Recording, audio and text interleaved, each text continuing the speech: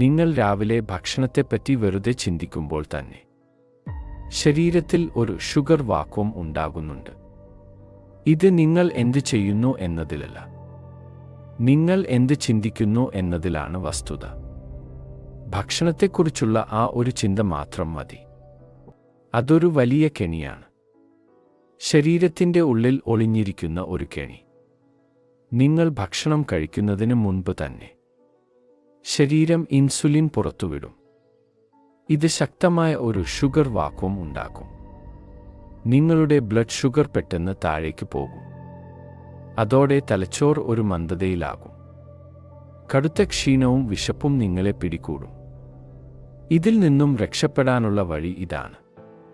നിങ്ങളുടെ രാവിലത്തെ ഊർജം തിരിച്ചുപിടിക്കാൻ രാവിലെ കണ്ണ് തുറന്ന ഉടനെ ആദ്യം ചെയ്യേണ്ടത് ആലോചിക്കുന്നതല്ല, വെള്ളം കുടിക്കുക.